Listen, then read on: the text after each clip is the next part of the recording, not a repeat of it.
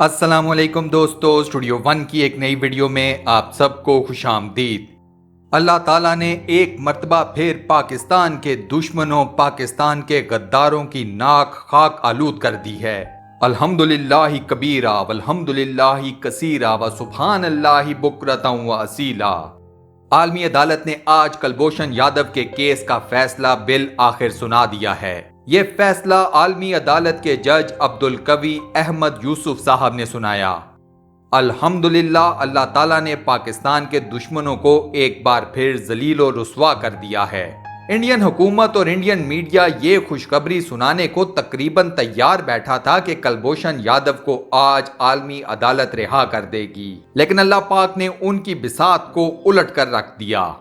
Video میں آگے بڑھنے سے پہلے سبسکرائب کے بٹن پر کلک کر دیں، ساتھ بنے بیل کے آئیکن کو بھی پریس کر دیں اور آل نوٹیفیکیشنز کو بھی آن کر دیں۔ عالمی عدالت میں آج پاکستان کو ایک بڑی فتح نصیب ہوئی ہے۔ اس فتح کو عالمی میڈیا بھی مسلسل کور کر رہا ہے۔ عالمی عدالت کے جج نے اپنے فیصلے میں پاکستان کو یہ کہا ہے کہ وہ فی الحال کلبھوشن یادو کی سزائے موت کو پینڈنگ کر دیں۔ جلدی پاکستان کو بھی نہیں تھی، ورنہ 2016 میں پکڑے جانے والے اس جاسوس کو اب تک سزائے موت دیے جانے کا انتظار نہ کیا جا رہا ہوتا۔ اس فیصلے میں عالمی عدالت نے یہ بھی کہا ہے کہ پاکستان کلبھوشن یادو کے کیس کو ریکنسیڈر کرے، یعنی کہ اگر اس کیس پر نظر ثانی کی جائے تو بہتر ہوگا۔ کلبھوشن یادو کو کونسلر تک کی رسائی بھی دی جائے۔ آسان زبان میں کلبھوشن یادو کو ایک انڈین وکیل دیا جائے جو مقدمے کی ریکنسیڈریشن کے دوران کلبھوشن یادو کی طرف سے کوئی دلائل دے سکے۔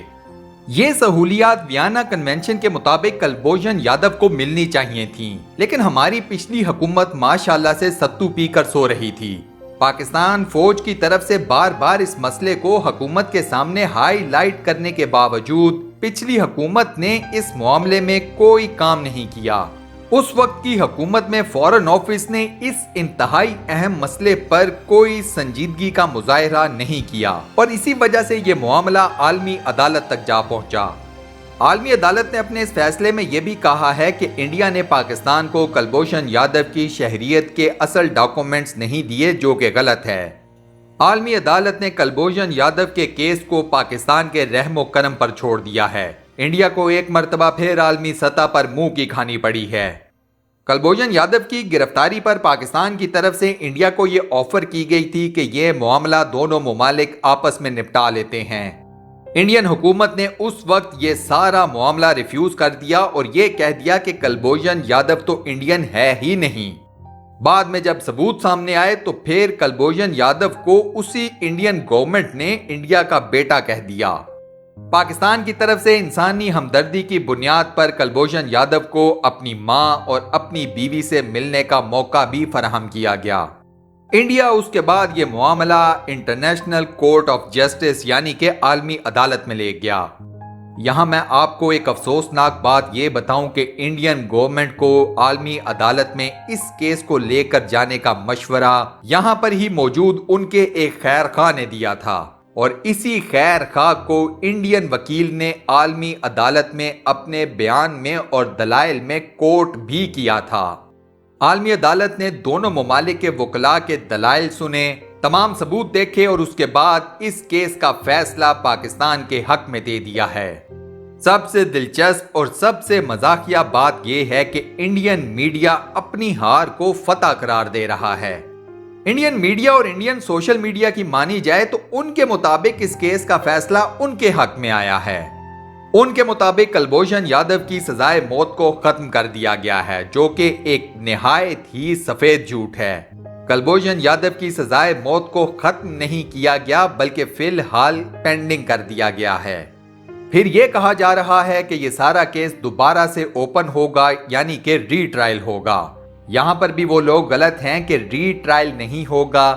عالمی عدالت نے یہ کہا ہے کہ اس کیس کو ریکنسیڈر کیا جائے انڈین وکیل کی موجودگی میں۔ عالمی عدالت یہ نہیں چاہتی کہ یہ دوبارہ سے انڈیا روتا دھوتا ان کے پاس پہنچ جائے، وہ بھی ایک غلط کیس کو لے کر۔ یہاں میں آپ دوستوں کو یہ بتا دوں کہ اینڈ فیصلہ چینج نہیں ہوگا، اور نہ ہی عالمی عدالت نے پاکستان کو اس بات پر مجبور کیا ہے کہ وہ اینڈ فیصلے کو چینج کرے، یعنی کہ کلبھوشن یادو کی سزائے موت۔ اس انڈین جلاد حکومت نے ہمارے معصوم بچوں کی جانیں لی ہیں۔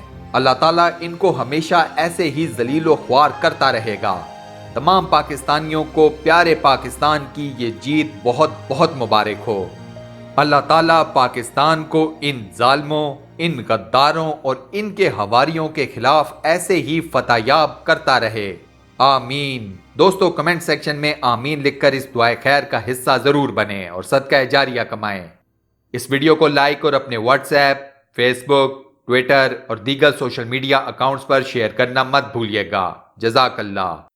انشاءاللہ اگلی ویڈیو میں آپ دوستوں سے ایک بار پھر ملاقات ہوگی۔ تب تک کے لیے اللہ حافظ۔